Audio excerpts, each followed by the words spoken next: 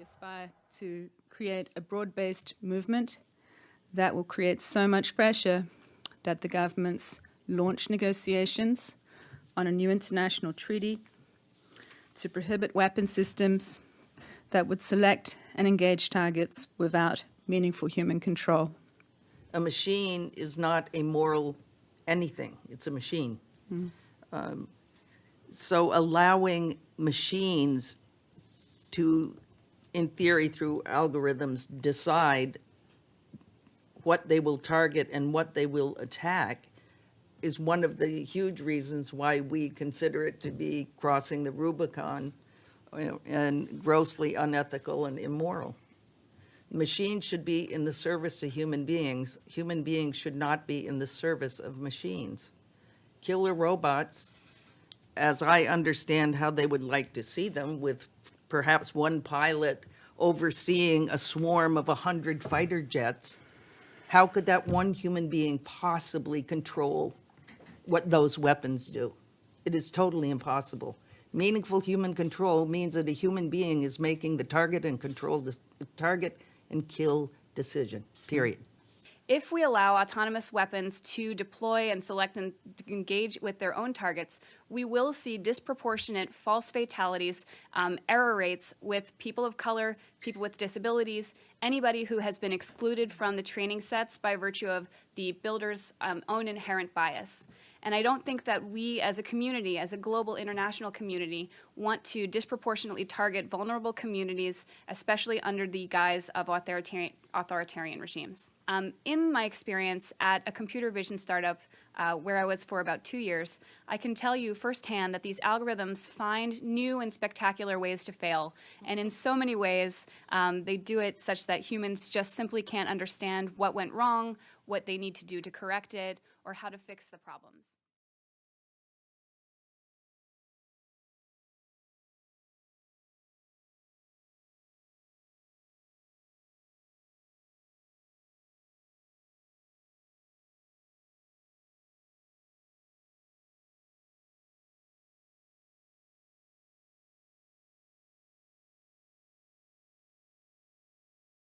Directed almost 3,000 precision strikes last year.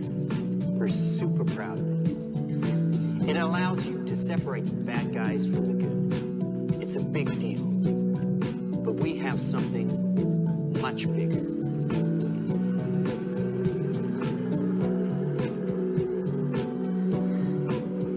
Your kids probably have one of these, right? Not quite.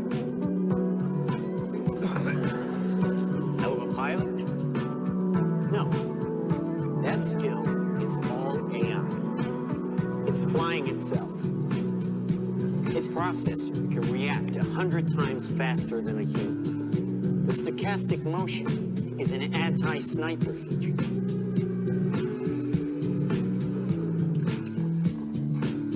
Just like any mobile device these days, it has cameras and sensors, and just like your phones and social media apps, it does facial recognition.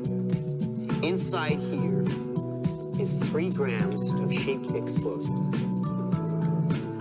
This is how it works.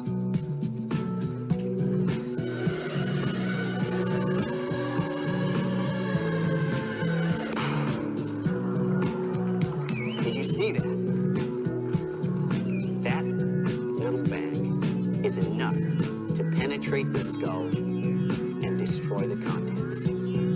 They used to say guns don't kill people, people do. Well, people don't. They get emotional, disobey orders, aim high.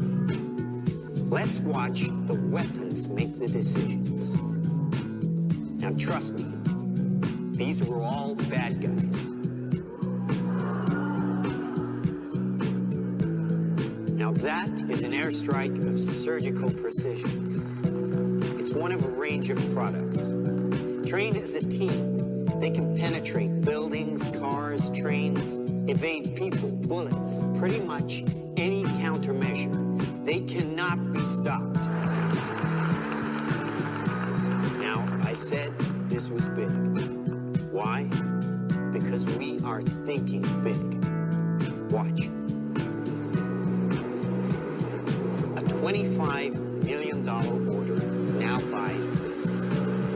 enough to kill half a city, the bad half. Nuclear is obsolete. Take out your entire enemy, virtually risk-free. Just characterize him, release the swarm, and rest easy. These are available today. We have a distribution network taking orders from military, law enforcement, and specialist clients. The nation is still recovering from yesterday's incident, which officials are describing as some kind of automated attack, which killed 11 U.S. senators at the Capitol building. They flew in from everywhere and attacked just one side of the aisle.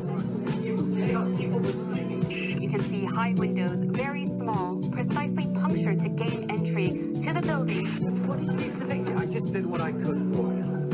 Things weren't even interested in me. They're just buzzing. Government sources admit the intelligence community has no idea who perpetrated the attack, nor whether it was a state, group, or even a single individual. So if we can't defend ourselves, then we strike back. We are investing very heavily in classified defense projects. We make it our deterrent like our nuclear deterrent. We stockpile in the millions, the billions. At key facilities, the White House, the New York Stock Exchange, Wall Street. In their homes. Well, we wish we had boots on the ground in every community in this country, but we don't. So our instructions, our suggestions are to stay in touch with Ollie, hi, Ollie, honey. How's Edinburgh today? How are all your studies going, huh? Great. Oh, great. Hey, aren't we doing a video call today? I'm kind of with people, so. Oh, well, come on, Oliver, put her on. Oh no, it's not like that. Oh, well, listen, I see some photos here with somebody, and I can see lots of likes, and what's that all about? Oh, shit, you're on your phone. On the spy stuff in the military. What is this video right here? Oh. No, I'm not going to click on it. It's human rights thing on oppression or whatever. Honey, you're not going into politics, are you? I mean, no. It's safe here, just like you said it would be. Heavy traffic approaching the A720 this morning due to police. Police are not saying this morning what prompted the alert. Claim relaxing firearm legislation would be useless against the so-called slaughter bots. Just to stay away from crowds. When indoors, keep windows covered with shutters. Protect your family. Stay inside.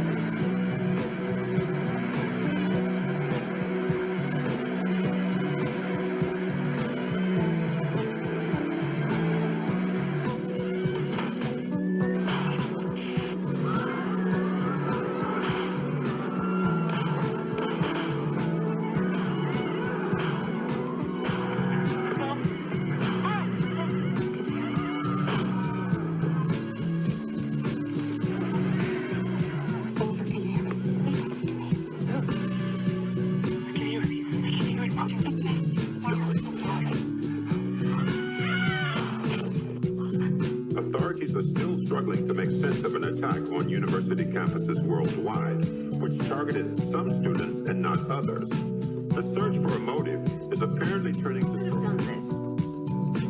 Anyone. Dumb weapons drop where you point them. Smart weapons consume data. When you can find your enemy using data, even by a hashtag, you can target an evil ideology right where it starts.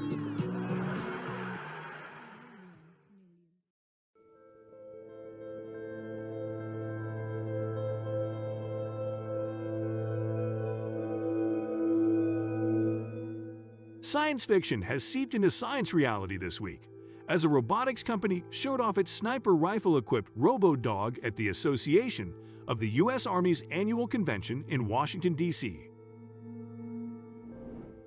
Sure, the quadruped robot might resemble a good boy, but it's packing a built-in sniper rifle capable of engaging targets from 3/4 of a mile away. The service could operate this robotic weapon system remotely. Importantly, it would only engage targets with permission from a human being. This Robo-Dog, known as Vision 60, comes from Philadelphia-based Ghost Robotics, a startup focused on legged robots. Previously, we spotted Vision 60 robots in U.S. military service during a 2020 U.S. Air Force exercise at Nellis Air Force Base in Nevada. There, the machines help to establish a security cordon. Air bases, which often require runways that are thousands of feet long, can be difficult to patrol effectively, and the robo-dogs make it easier to rely on fewer humans for the job. This new, ARMed version of the Vision 60 is equipped with the Special Purpose Unmanned Rifle, SPUR.